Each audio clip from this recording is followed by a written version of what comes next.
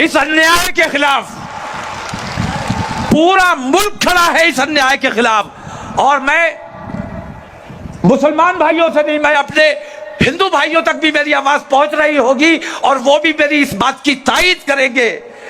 महाभारत तो हर हिंदू ने पढ़ी है और हर हिंदू को याद होगा कि उस वक्त का जो राजा था वो बेईमान था, वो अंधा था। लेकिन कलयुग का आज का राजा अंधा नहीं है,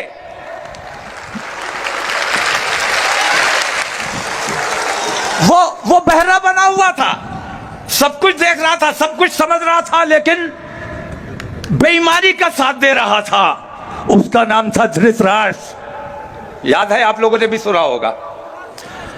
आज कलयुग का धृतराष्ट्र नरेंद्र मोदी जब तक इन तमाम बेईमानियों के खिलाफ आवाज नहीं खोलेंगे तब तक हिंदुस्तान का माहौल ठीक नहीं किया जा सकता। और हम चाहते हैं कि किसी भी कीमत पर हमारे मुल्क का माहौल खराब नहीं होना चाहिए।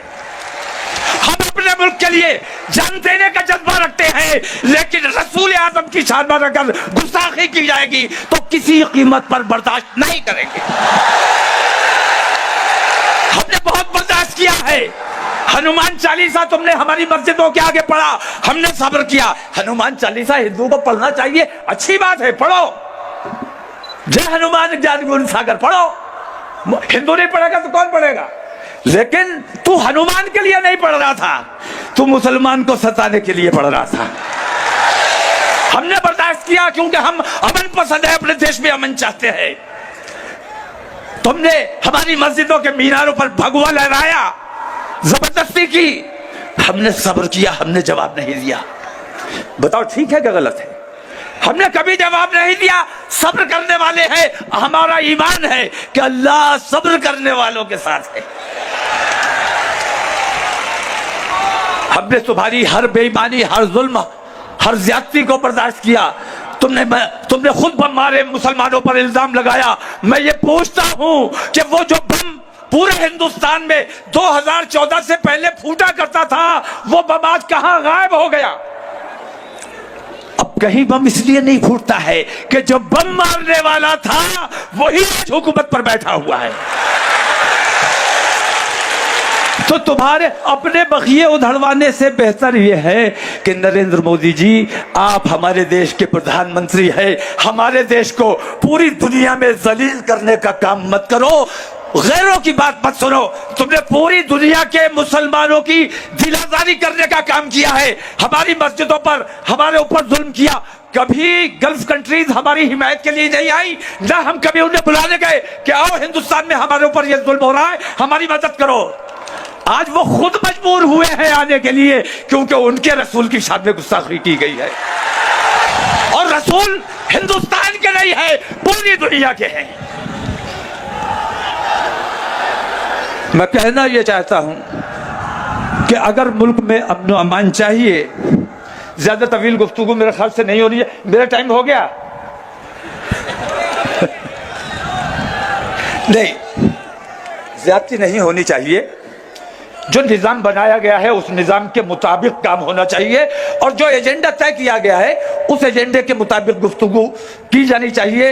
यहां मैं देख रहा हूं कि खवातीन का भी बहुत बड़ा मजमा है और मैंने भी बरेली में 17 तारीख को, यहां मैं सद्भावना के हवाले से एक बात कहना चाहता हूं कि बरेली में मैंने जुमे को 10 जून को अपना प्रोग्राम रखा था एहतजाज का, लेकिन 10 जून को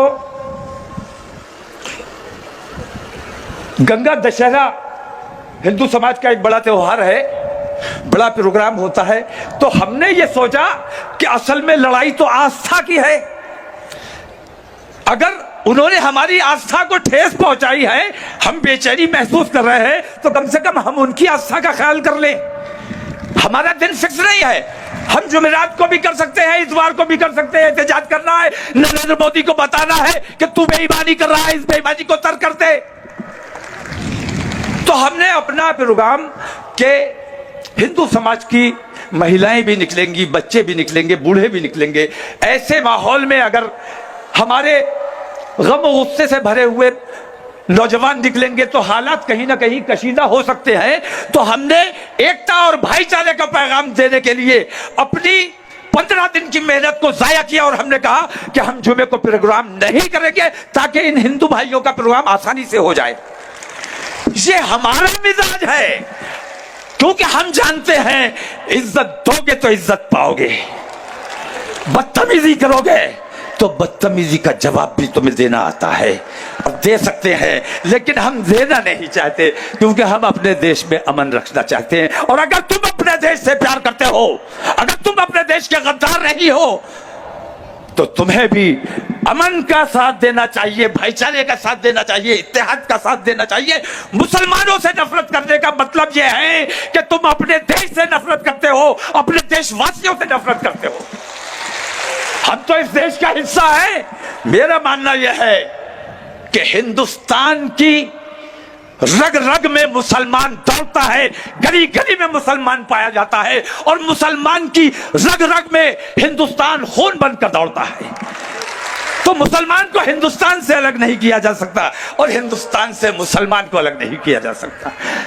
तो जो हमें सताने का काम करता है, ये समझ लेना कि असली देशद्रोही वही है।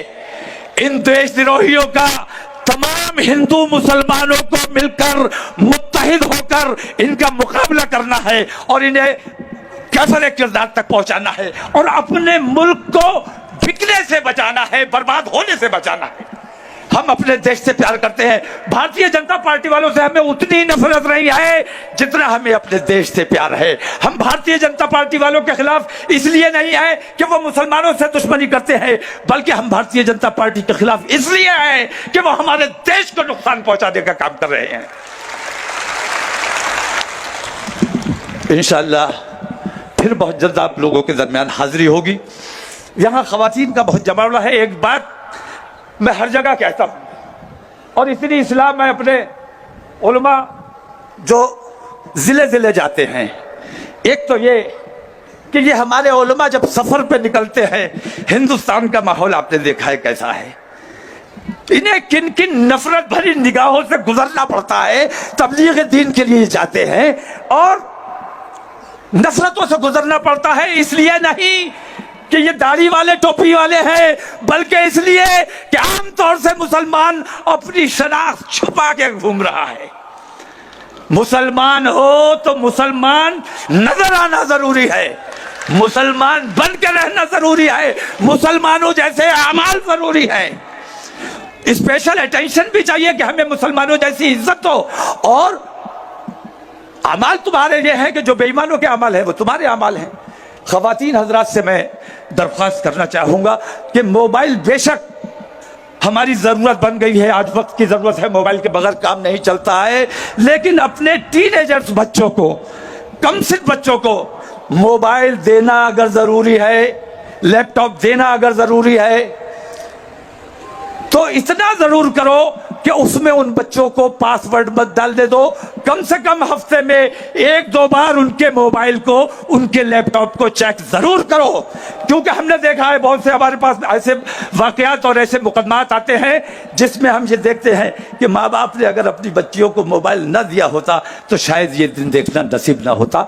मोबाइल कान के जरिए अजान हो रही है।